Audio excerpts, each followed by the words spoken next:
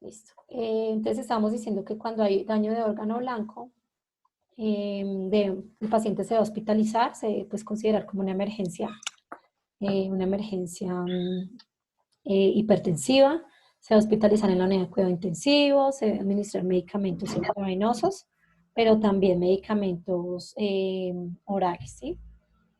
Y ya, pues digamos que cuando se ha superado ya esta emergencia, pues se continúa igual con su tratamiento oral, tomadito todos los días.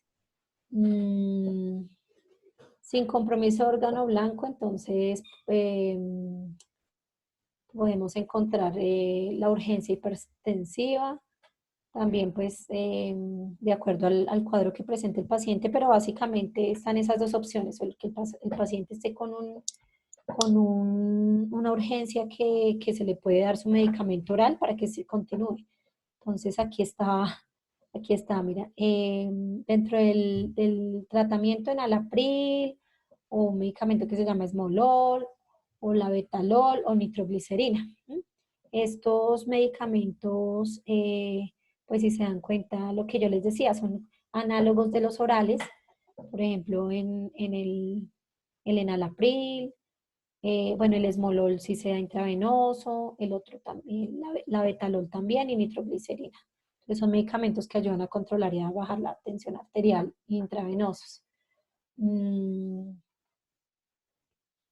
Y bueno, si el paciente ya es un paciente pues que está controlado, se puede pues enviar ya para tratamiento ambulatorio, sino seguir hospitalizado hasta que se estabilice totalmente.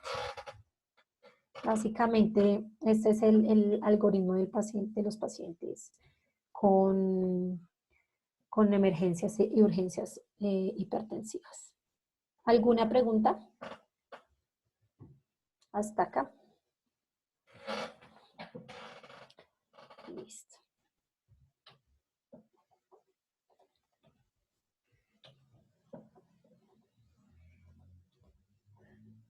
Bueno, entonces vamos a hacer una retroalimentación a ver si entendieron bien.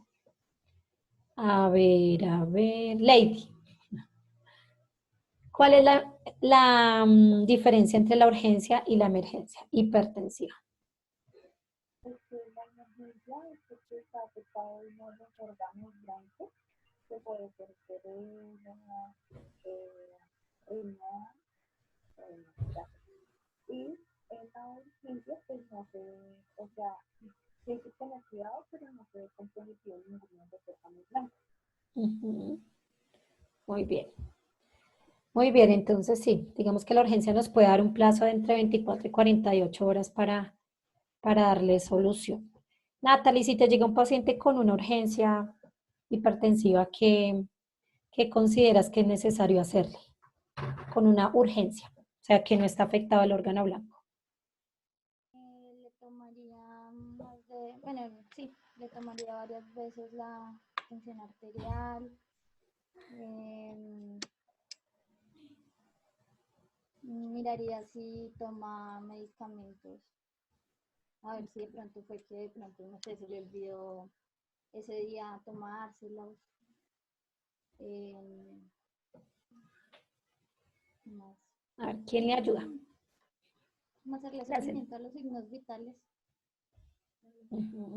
Sí, muy bien, gracias Natalie. ¿Qué dice Juliana? ¿Qué más haría Juliana? Yo miraría si hay compromiso del órgano blanco.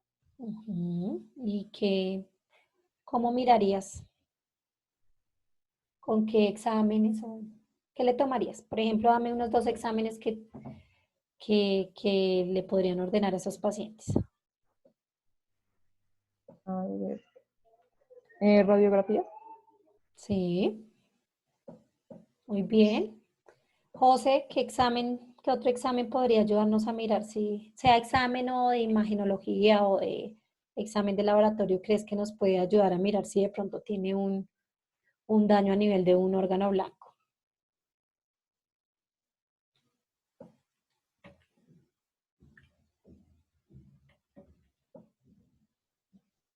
Por el que me preguntó Jefferson. ¿Se acuerdan que él me preguntó? Parcial de orina, profe. Parcial de orina con Y también con un, La creatina y el boom, profe. creatinina y boom, sí señor. Muy bien, y un gracias. parcial de orina, profe. Ujú. Entonces, en el parcial de orina podemos también identificar si están alterados estas dos sustancias, que son creatinina y boom, cuadro hemático, el rayos X de tórax, electrocardiograma. ¿Mm? Entonces, ¿en qué momento? Uno de Dime. Glicemia también, profe. Glicemia, sí señor. Muy bien. Y Karen, si es un paciente con una emergencia hipertensiva, ¿qué hay que hacer? O sea, que ya tiene afectación del órgano blanco.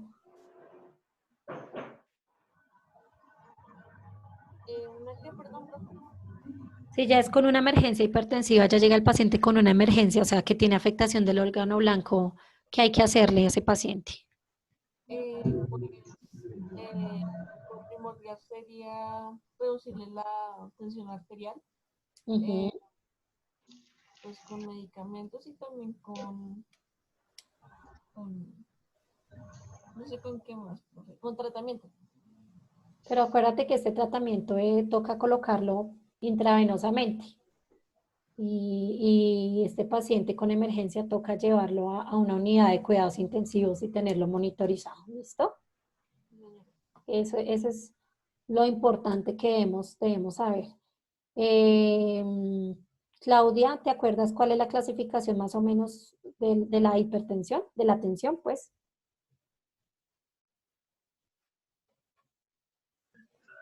La normal es de 120 a 180 o menos de 120, menos de 180 es 120 a normal. 80. 120, 80, 120 la sistólica de 80. Sí, muy bien. Está la prehipertensión, ¿sí? Sí, Y hay dos estadios. sí. Listo. Entonces, con que pues sepamos cuál es el valor normal y ya por encima de 140-90 que sepamos que ya es hipertensión, Hipertensión. eso es importante que lo tengamos claro. ¿Listo? Bueno, entonces eso es como lo principal y lo macro que debemos saber del manejo de las crisis hipertensivas. ¿Listo? Bueno, ahora continuamos con algo que se llaman arritmias. ¿Sí están viendo la pantalla con arritmias, con las diapositivas? Sí, profe.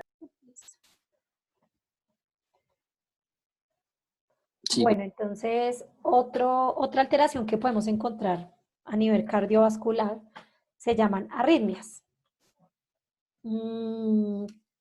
¿Qué creen que son las arritmias? Si a ustedes le dicen que algo es arrítmico, ¿a qué creen que se refiere? Como la irregularidad de algo. Sí, muy bien, Claudia. ¿Alguien más quiere decir algo? Arritmias como el ritmo cardíaco, profe. Sí, pero ¿qué pasa con el ritmo cardíaco? ¿Qué pasaría en una arritmia? ¿Es acelerado? Acelera, se acelera. Aumenta su Puede acelerarse. flujo normal.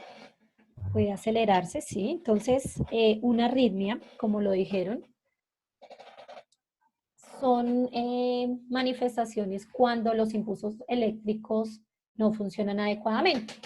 Entonces, como lo dijo, arritmia es algo que no pierde el ritmo por alguna razón. Entonces, en el caso del corazón, es porque los impulsos eléctricos que coordinan los latidos, pues no funcionan adecuadamente.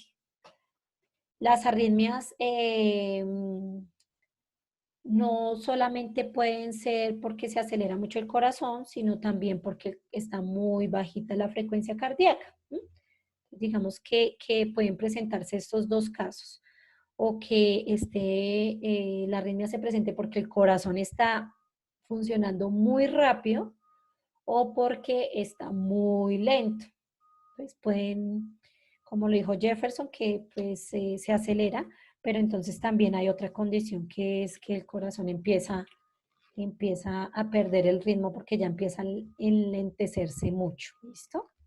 Entonces los impulsos eléctricos del corazón están molestando y están fallando en algún punto. Esos son las arritmias.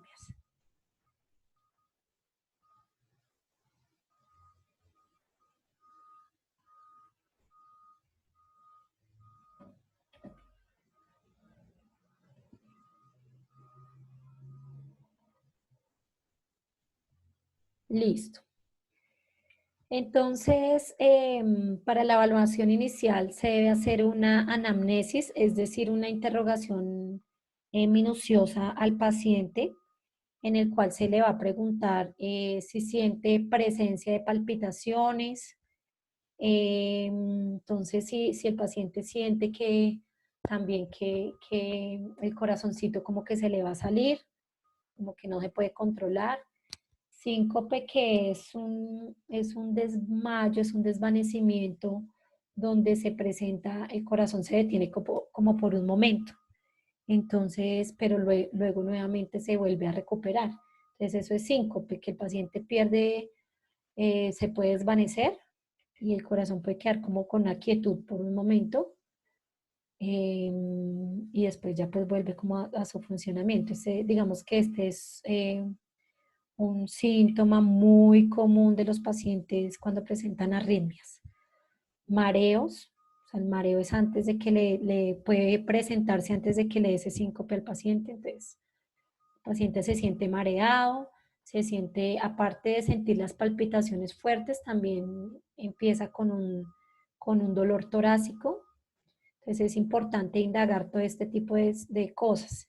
Si ha presentado, si siente muchas palpitaciones, si has presentado dificultad para respirar, si le duele el pecho, si ha sentido mareo. Y adicionalmente a eso también, ¿cómo son esas palpitaciones? Si resulta que son rápidas, son muy rápidas, o en un momento son rápidas y en el otro son demasiado lentas, o si de pronto empiezan de una manera y terminan de otra. Entonces es muy importante en este sentido indagar muy bien, preguntarle muy bien al paciente cómo son esas palpitaciones, cómo las siente. ¿Listo? Porque pues eso también nos da un indicio de qué tipo de taquicardia puede hacer, de arritmia puede hacer, perdón. ¿Alguna pregunta hasta acá?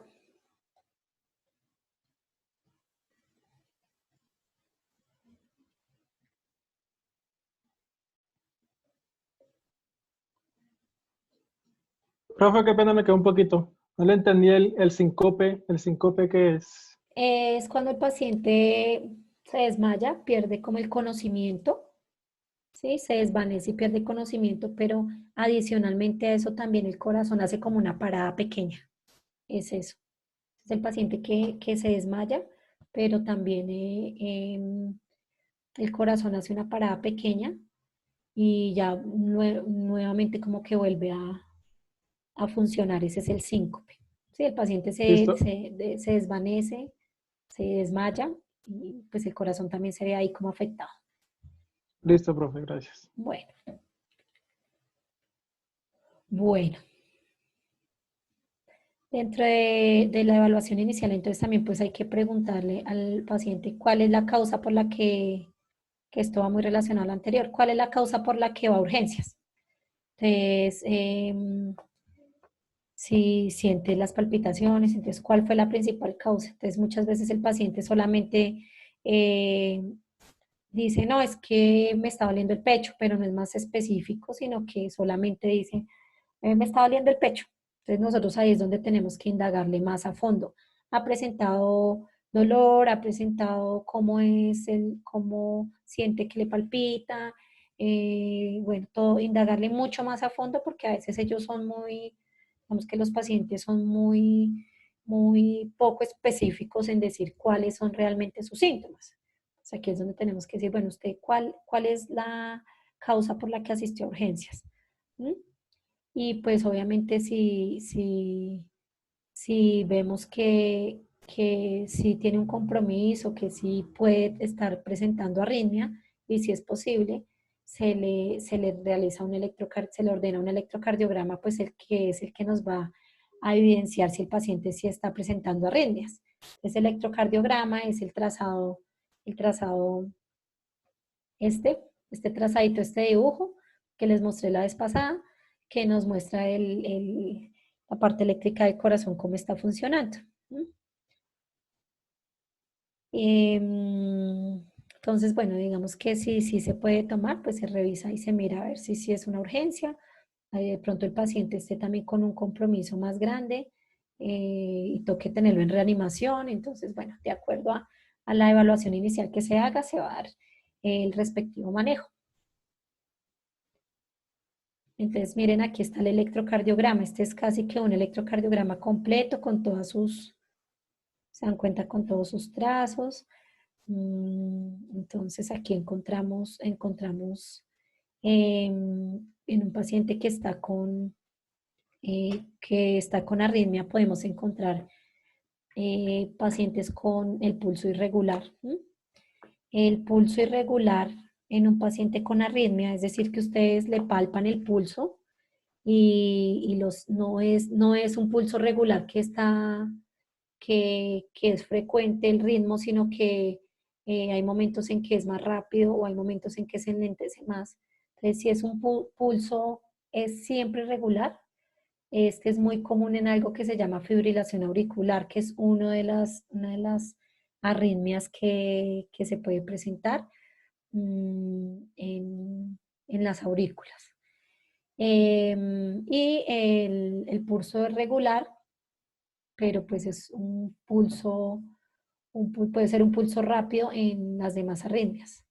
¿Sí? Entonces hay diferentes tipos de arritmias que pues ya lo vamos a ver de acuerdo a la posición donde se puedan presentar en la parte del corazón. Hay que registro me quedó mal, registro la frecuencia cardíaca y el ritmo cardíaco. Frecuencia cardíaca, ritmo, y pues con el pulso también nos ayudamos mucho para determinar si son pulsaciones regulares o irregulares, qué tipo de pulsaciones se está presentando. Cuando es un pulso fuerte, cuando es un pulso que ustedes sienten rápido, uno puede estar hablando de que el paciente está taquicárdico. Y cuando es un pulso bajo, que las pulsaciones son por debajo de 60, pues es un paciente que está con una bradicardia. Esos son los términos que ya habíamos visto. Entonces, las arritmias se dividen en dos grupos, las taquiarritmias y las bradiarritmias. Las taquiarritmias son las frecuencias cardíacas mayores de 100 por minuto. Entonces, dentro de las arritmias se clasifican las taquiarritmias, que son como las que decía Jefferson, donde el corazón está muy acelerado, muy rápido, y que son mayores de 100 por minuto, 100 pulsaciones por minuto. Dentro de estas taquiarritmias se puede producir en dos puntos específicos, que son las supraventriculares, que son las que se encuentran aquí encima de esta figura. Del centro para arriba es supraventricular, es decir, que se encuentra por encima de los ventrículos. Los ventrículos son los de acá abajo. Entonces, las taquicardias supraventriculares son las que se encuentran por encima de los ventrículos, o sea, en las aurículas, que son las dos cavidades que están arriba del corazón, y en el nódulo auriculoventricular, que es el que une la aurícula con el ventrículo. Un poquito de anatomía para recordarles. Entonces, esas taquicardias supraventriculares también se pueden llamar de QRS angosto. También le pueden dar ese nombre.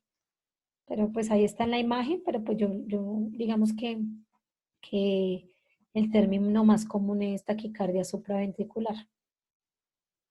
Y hay otra que ya es la taquicardia ventricular, que es la que se origina en los ventrículos, o sea, los de abajo, que es de donde está la línea roja para abajo.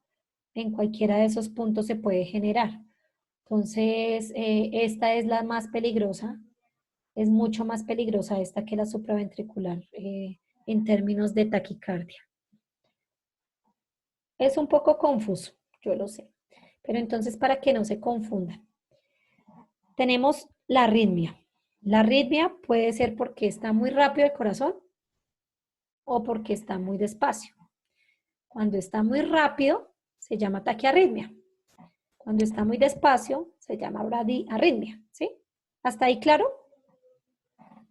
Bueno, entonces taquiarritmia y bradiarritmia. Pero dentro de las taquiarritmias, o sea, cuando el corazón está muy rápido, está con arritmias pero muy rápidas, pueden presentarse estas dos condiciones, que es una taquicardia supraventricular y taquicardia ventricular, que es según la localización de la taquicardia. La supraventricular, que está por encima de los ventrículos, o sea, en esta parte de arriba, de la mitad para arriba en la gráfica, y la otra ventricular que está por debajo de esa línea roja de la gráfica. La más peligrosa es la que está aquí abajo, la de los ventrículos, es una de las más peligrosas.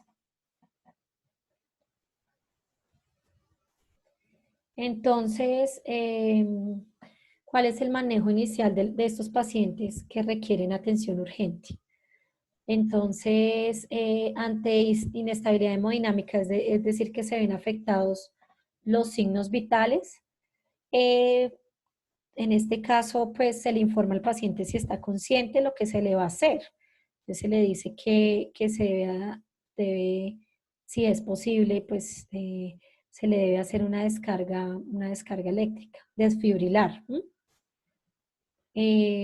Siempre es importante avisarle al paciente qué se le va a hacer. En cualquier tipo de procedimiento, si el paciente está consciente, si está despierto, si no se entiende, siempre hay que explicarle lo que se le va a hacer. Entonces, en este caso, decirle que se le va a hacer la descarga si es posible, pero igualmente hay que tomarle electrocardiograma para analizar qué taquiarritmia es. Obviamente, si está muy grave el paciente, pues este paso lo vamos a, digamos que a omitir. Se le debe canalizar una vena, colocar un acceso venoso al paciente y brindarle soporte también ventilatorio. Esto es en los casos en donde el paciente ya llega con un compromiso hemodinámico inestable hemodinámicamente. Si es un paciente que llega con una arritmia, pero es un paciente que no tiene nada comprometido, pues ya es otro manejo el que se le da. Y aquí ya se hace todo el manejo de sedar al paciente para poderle hacer, en este caso, si se necesita colocar una cánula y para tener su apoyo ventilatorio. Y pues se le administran los medicamentos para poder sedarlo, que generalmente es midazolam o etomidato, y se le hace la cardioversión eléctrica. La idea es que el corazón pues vuelva a su funcionamiento normal en su parte eléctrica. Y si no se, pues se debe avisar para manejo de cuidados intensivos ya a cardiología o al médico tratante, al internista o al intensivista, ya de acuerdo a quien esté manejando el paciente. Pues generalmente estos pacientes llegan al servicio de urgencias, entonces pues el urgenciólogo, el médico de urgencias es el que debe avisar la condición del paciente, ya sea a la unidad de cuidado intensivo, al cardiólogo, al especialista para ver qué otro manejo se le sigue dando.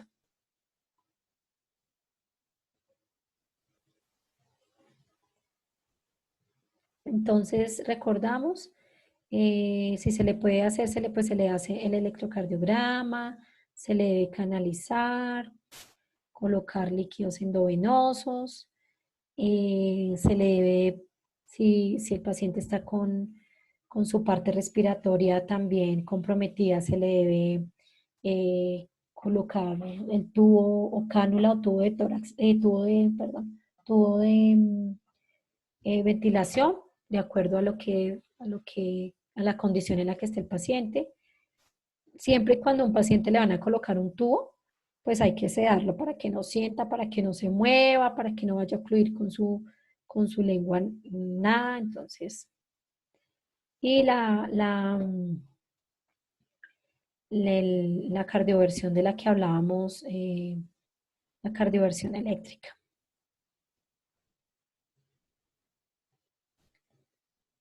Es que es, pues parecido a pues ustedes vieron el video la vez pasada eh, de la cardioversión y la desfibrilación. Entonces eso es básicamente lo que se hace.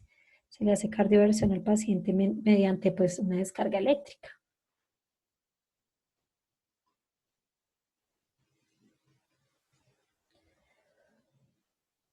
Bueno, entonces se debe monitorizar el ritmo cardíaco, la tensión arterial, igual como digamos que todos los signos vitales, un paciente que está en un estado hemodinámico alterado.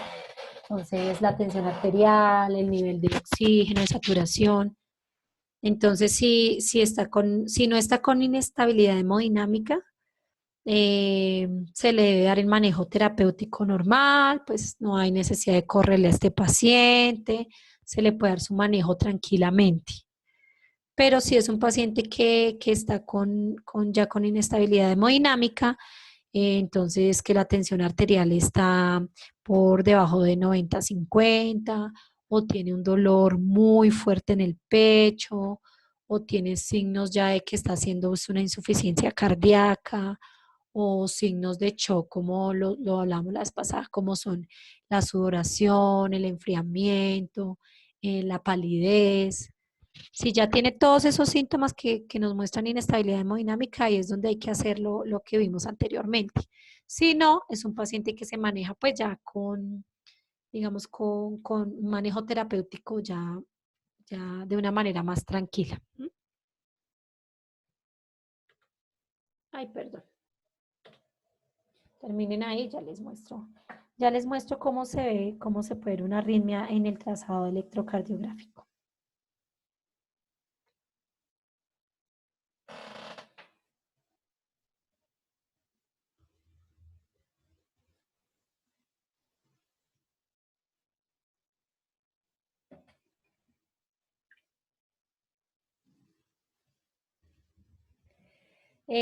Chicos, ahorita que se nos acaba el otro tiempito,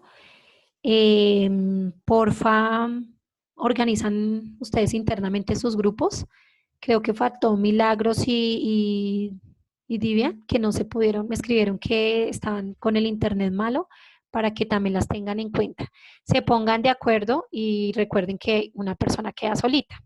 Es para que me den el dato antes de terminar la última parte de la sesión, por favor. Pues para que empiecen a revisar estos días que les quede tiempito el tema y lo organicen.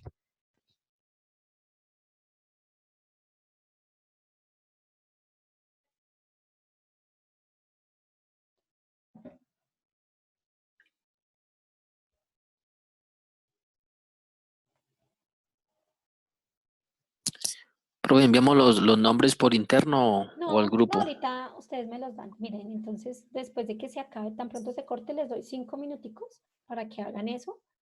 No, tan pronto termine, no, antes de terminar la clase de una vez me los dan y yo les doy los temas para que todos me escuchen y todos sepan qué temas van a tratar. Bueno, y ahorita cuando ya, antes de terminar la clase, me regalan los nombres, como quedaron los grupos, y ya yo les digo qué tema va a manejar cada grupo.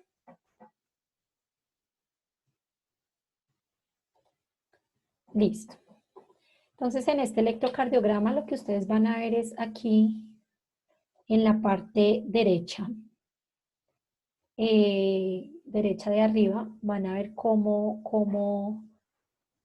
las ondas son extremadamente elevadas. Eso significa porque hay una arritmia, una taquiarritmia, es decir, que está aumentada la frecuencia cardíaca, demasiado aumentada. Entonces, si se dan cuenta, todas estas montañitas altas están indicando que hay una arritmia. Normalmente el complejo, como yo les mostré la vez pasada, la gráfica no debe ser tan alta, porque esta cuadrícula nos muestra la frecuencia cardíaca Y si ustedes se dan cuenta, aquí se está pasando donde dice B4, todo esto está, el paciente está con una taquiarritmia importante. Entonces así se ve un electrocardiograma con taquiarritmia, ¿sí?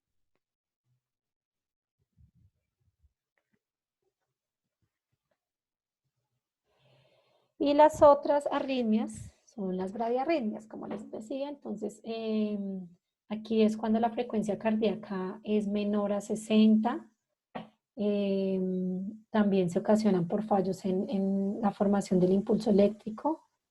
Y a diferencia de la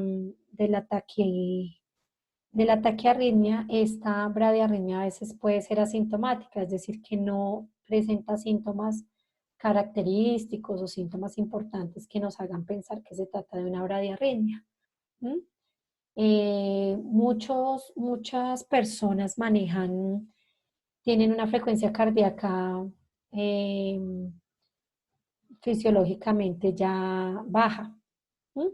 Por ejemplo, los deportistas. Los deportistas son personas que siempre, en su gran mayoría, manejan una frecuencia cardíaca baja y ya es fisiológicamente, o sea, es siempre, digamos que por su mismo ritmo y por su mismo, ya el corazón está adaptado a, a que el corazón funcione así, ya se acostumbra el corazón a funcionar con una frecuencia cardíaca lenta. Entonces es normal para algunos pacientes, pero hay otro grupo de pacientes que esa bradiarritmia sí puede ser patológica y ahí es donde hay que mirar. Entonces, no se les olviden los términos: taquiarritmias son frecuencias elevadas mayores a 100 y las bradiarritmias son frecuencias inferiores a 60. Las bradiarritmias, no se nos olvide, estas pueden ser lentas y no en algunos pacientes y es normal. Pero hay otro tipo de pacientes que no es normal, sino que ya se puede considerar algo patológico. Pero para que ustedes sepan que hay muchas personas que manejan frecuencias cardíacas muy bajas y es por su misma condición de deportistas, porque ya fisiológicamente el corazón es lento.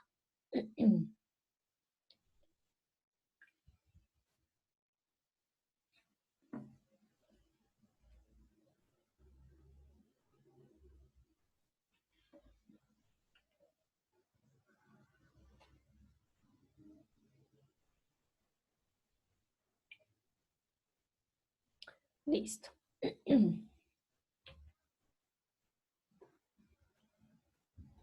Entonces, ¿qué es importante?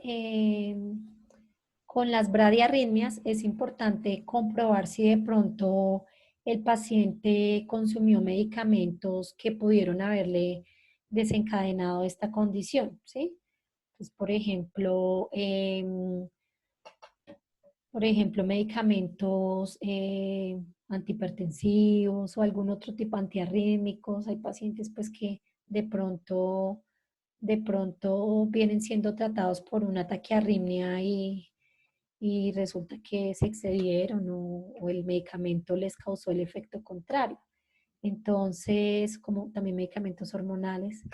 Entonces es importante preguntarle al paciente si de pronto ha tomado algún otro tipo de medicamento antes de que se presente este evento de la bradiarritmia. Esa es dentro de la anamnesis, dentro de la parte de evaluación clínica hay que indagar este aspecto que es importante.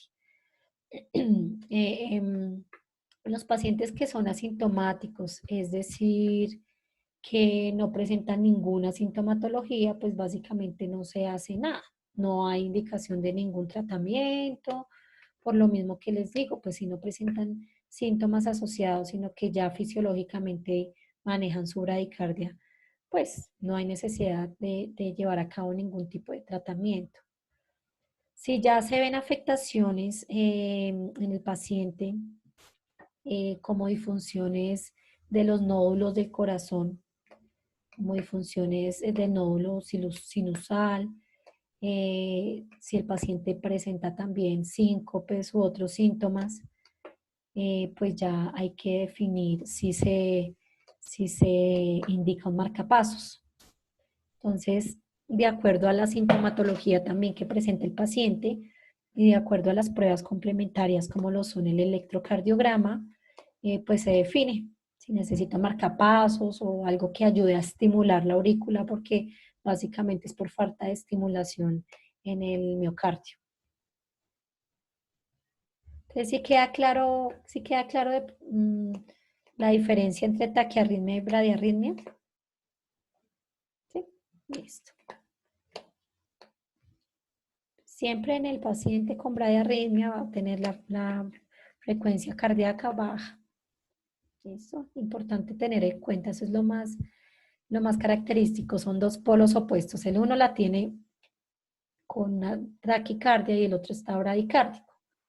¿Qué es que cómo hago para identificarla? Pues básicamente por eso. ¿Cómo hago para saber si es una taquiarritmia o una braquiarritmia? Básicamente primero que todo eso. Y ya segundo por la sintomatología. Hay pacientes con bradiarritmias que no presentan ninguna sintomatología, ya es por fisiología. Y el algoritmo que dice que, las bradicardias que son lentas, la frecuencia es menor a 60 por minuto. También pueden presentarse que no son digamos que relativamente lentas, que pueden estar entre 70, no necesariamente digamos que las lentas, que son ya las bradicardias absolutas, son las que están por debajo de 60. Puede haber unas bradicardias que no se definen como tal bradicardias, pero pues que son relativamente lentas, pero no están dentro de este estudio. Entonces, se hace la evaluación del ABC, asegurar la vía de manera no invasiva, contar con un monitor, un desfibrilador, si se requiere manejo invasivo, si se requiere oxígeno, si se requiere acceso venoso, si se requiere administración de líquidos. Siempre a estos pacientes hay que pues monitorizarlos, colocarles un monitor de signos vitales donde nos esté señalando la frecuencia cardíaca, la tensión arterial, el pulso, ¿sí? Tomarles su electrocardiograma pues para identificar también si se trata de qué tipo de bradicardia y también un adecuado interrogatorio al paciente, lo que les decía, indagar si ha tomado medicamentos, de pronto si es deportista, si antes le había ocurrido esto, ¿sí? Y pues averiguar cuáles son las causas para determinar qué diagnóstico, qué otra cosa puede estar ocurriendo. Entonces, como el resumen. Signos o síntomas graves secundarios a bradicardia. Si no presenta, perdón. Entonces, aquí si tiene ya, digamos que compromiso importante, se deben ya empezar a colocar medicamentos también. Si la bradicardia ya tiene un compromiso